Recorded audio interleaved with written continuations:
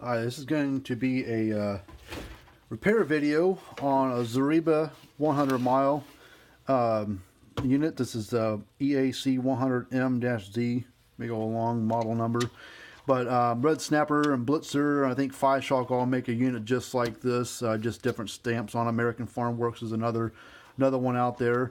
Guts are the same on all the 100 mile Zarebas, whether it's an old International 8900-B or 8900, whatever they used to call the old ones. The same case design, and same guts they've used for 20 some years, just different stickers that they've used on them over the years. But I don't know what's wrong with it. We're gonna plug it in. That's an AC model, 110 volt, 120 volt. Plug her in, and the cord wasn't so short. Not a darn thing. Alright, we'll pop this apart and we'll see what we got going on the inside. This has T15 Torx in it. These aren't the tamper-proof type, they're just the regular old Torx, but some of these are kind of recessed down there so a little bit. And all of them are the same size screw. Sometimes they come out, sometimes they stay stuck in here. There's an overlapping case like this in here. I think this side over here sticks underneath this a little bit, so you have to pop this side off first and then this side.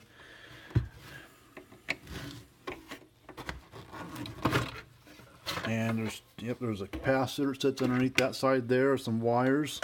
And there's nothing attached to this side, so you can just kind of pick it up and pull off the side. Remember the screws that are in there. That's all that's inside these things. A lot of empty space in it. Alright, so what I would do first is, oops, since it doesn't come on at all, there's only a few things that, could be a few things that cause it. Always check the primary side of the transformer first, which is those two black wires. I'm going to zoom in a little bit.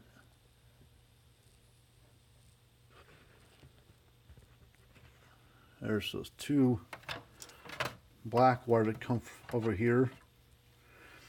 They go to your primary side. That's where it discharges through to the transformer and goes out over here to your terminals. So I'm going to ohm it out.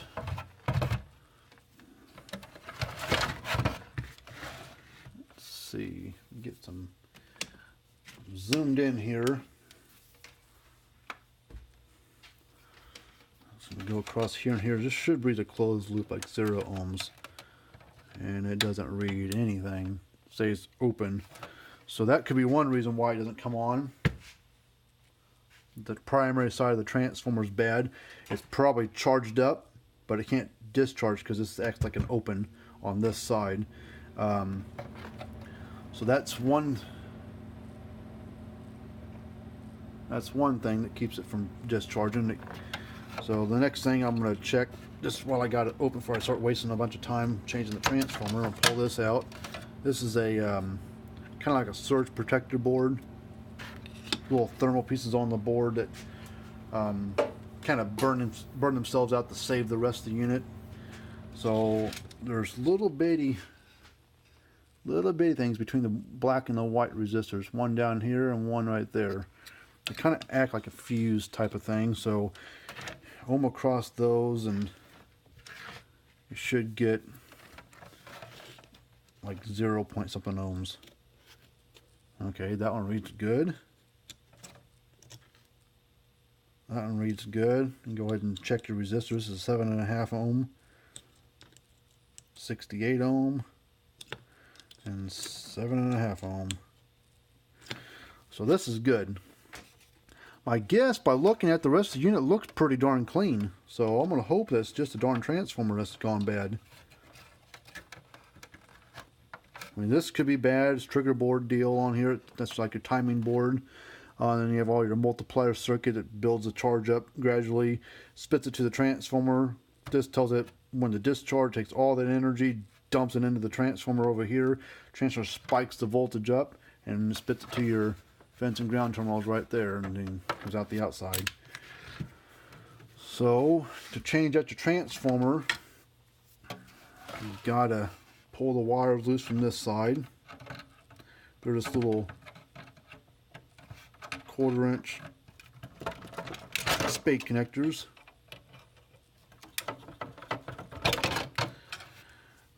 Pull that out of the way just to get it out of here.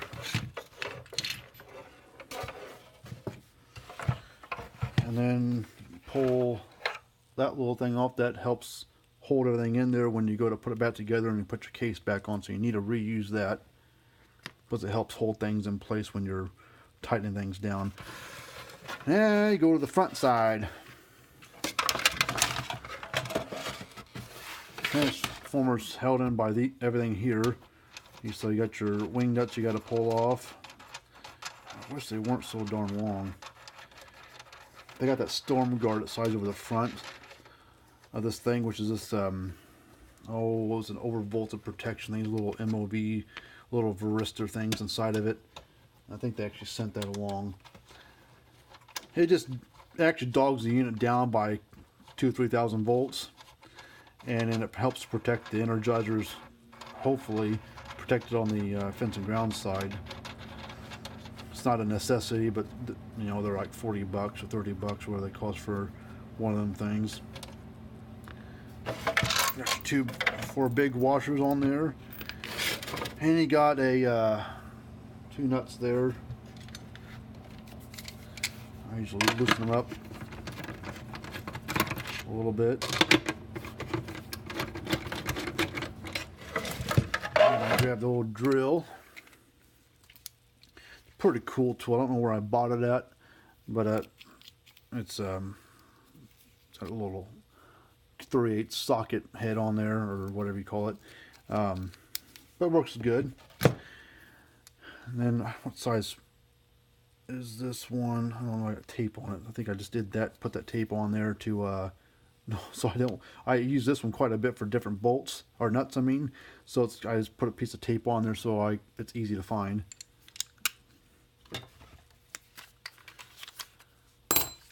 Put my 3/8 adapter deal in there.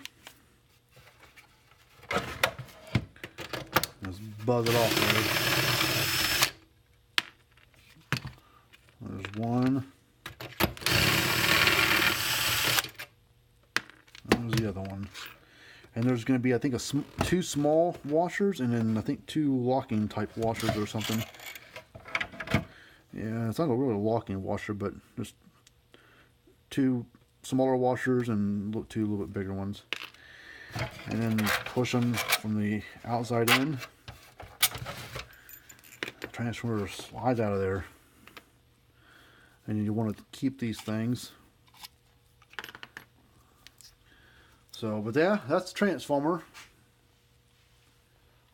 The 50-mile Zareba, the 100-mile Zareba, and the 200-mile Zareba all take that same transformer. At least the 50-mile that's shaped like this unit. They make another one, I think an older or newer maybe 50-mile one that's half the size. It's about that big.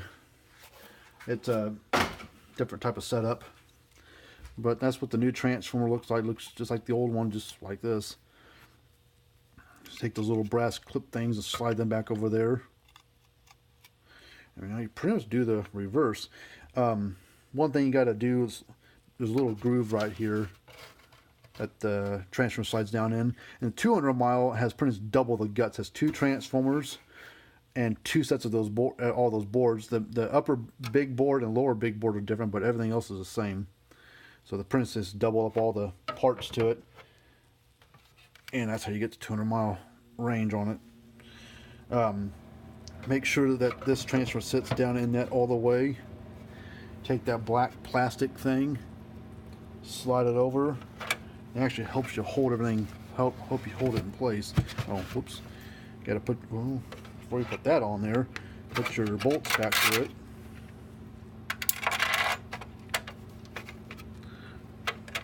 sure they're all the way flat. They have a kind of a square hole that they sit in, so you just kind of turn it till it falls in. Put that black plastic thing on there. Now you can hold it back in there. So you take your smaller washer and that, whatever the kind of washer that is, a locking washer type of thing. Take the nut and put it on there. I just started a little bit. I'll put it on the rest of the way with the drill. That small washer, the other nut, and just turn your chuck or your clutch down pretty low. It doesn't take a whole lot of torque to tighten it down. Just make sure it's in there all the way still. Make sure it's sitting flat and flush. Because if it's cockeyed in there and you go to put the case on there, it hits things up inside the case that's over here. So then you have to take it back apart, readjust it, set it back down. It's just a pain in the neck. So get it right the first time. You don't have to do it a second time. I think I might have messed that one up. I need to get slid on me.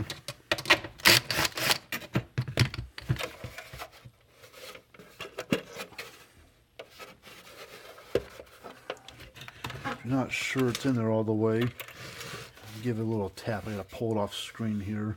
Get it on the edge of the bench. I'm just kind of lightly tap it with the hammer. Yeah. I just tap the top of those metal plates. It didn't hurt nothing.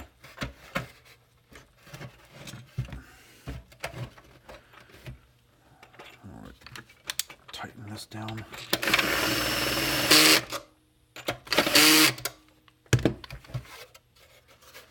All right. So I'll have the transformers in place. So you can put the bigger washers back on. Just take 2 on each side. And then here's the wing nut. Actually, before we put the wing nut on there, I see the storm guard. I'll show you what it does before and after the storm guard deal. Oops, don't fill the washers. I'll get those in a minute. So now you can take all that other electronics and set it back down in there. Kind of has a little groove it sets down on. This is 3 separate parts. There's a big long board, this board, and this board. Those are all separate parts. They actually come off the board. So now you're going to take your pair of needle nose or something, grab them and plug them back on here. I'm hoping this is all it needs, because I mean, physically looking at the rest of the parts, oh Jesus! I mean, the capacitor had a I think it's going to work. The capacitor had a charge in it. Geez, that could have been disastrous on me. Could have been my fingers. I gotta clean that deal. See, that means that this the big old capacitor in there had a big old charge stored up in it. So yeah, it could have been fun if I got my fingers across there just right. I would have done that. You would have saw it spark against my finger, but it would have grabbed my hand for a minute and held it for a good long 1.5 seconds, but it felt like 6 seconds. If it felt like a 9-volt battery going up my arm.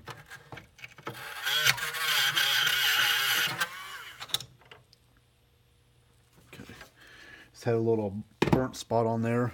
To see, I was able to discharge because that winding on this transformer is good. So this unit is probably going to work just fine. Yeah, it cuts 2 little grooves that the wire sets on. Sometimes it won't set down in it. No, there it is. Make sure the board's all the way in there. All right, I'm going to go, before I slap it all back together, I'm going to plug her in and see what it does.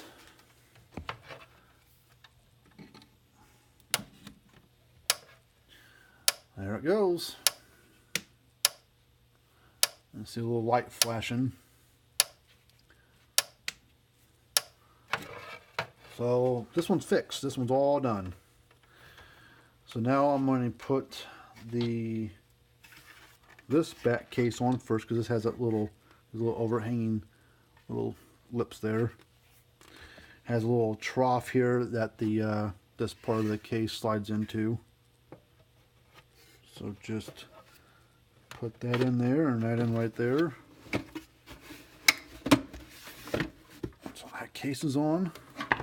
I always check out the, oops, some screws. I'm going to change these zip ties. They're a little, they're just cable ties. Well, I'll change those here in a minute. I'm just going to put the case on there, and then I can change them later. So basically, I have to put the screws in. All I'm done besides I'm going to change up them zip ties.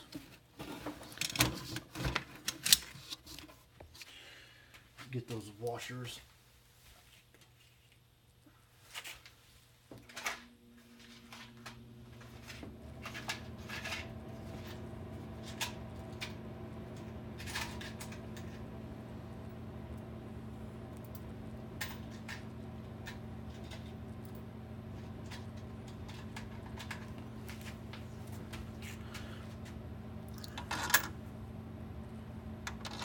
I'm going to test it. Here's that storm guard. Whoops. Here's that storm guard deal that Zareba makes. Let me show you what it reads with the voltage and maybe the spark beforehand. Put this storm guard on there, and I'll show you what it does afterwards. It's a good little thing to have. Some of the older Gallagher stuff, their old M800s had something like this, but it was built internally onto the unit. And one of the transformers, it was there for lightning protection. All right, voltage wise, we use a digital tester so we can see it better. It's an actual physical number. Ground fence. So this is my fence side on that brass deal. This is my ground side. 9.2 kV, so 9,200 volts. Put a screwdriver across the fence and ground. Nice healthy spark. Turn off, we'll put this storm guard deal on there.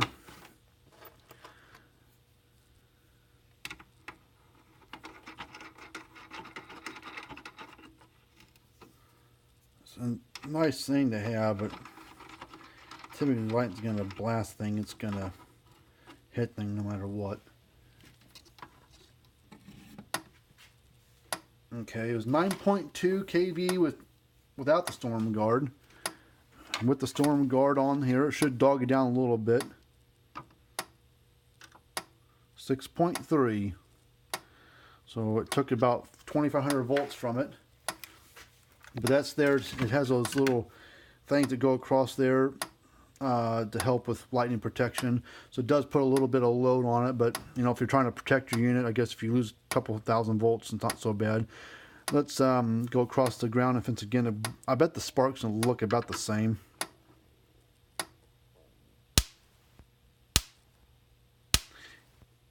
It might be, the gap might be a little smaller than what it was, but it still hits hard. So, but this is basically how you fix this one. I mean, there's other things that go wrong. That surge board in there goes bad sometimes from getting lightning power surges on it. That trigger board goes bad. The main board goes bad.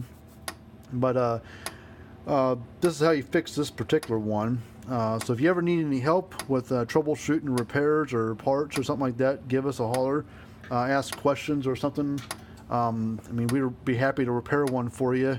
We don't charge anything for looking at it. We always give free quotes, so only money got tied up in a unit up front is just your shipping charge you pay to get it here. You can find out more about us by clicking the description tab. It has a link to our website, which is fencerfixer.com. That's F as in Frank on both Fencer and Fixer. And it talks about what we work on and what we do. We work on all brands of all ages, no matter if it's 50, 60, 70 years old or if it's brand new, made here last year. And we always give 18-month warranties on all the repairs that we do. So the transformer and there's got an 18-month warranty on it. So hopefully it doesn't go bad again in a year and a half. We'll have to replace it at no charge. But this particular unit is a 2013 model, so it's 2018 now, so it's 5 years old, based on when it was built, and I don't know when the customer bought it. But yep, we'd be happy to help you out. You know, like and subscribe to our channel, And if you have any questions, you can leave comments down below, or you can go to our website, and we've got a comment or a question box down there on there.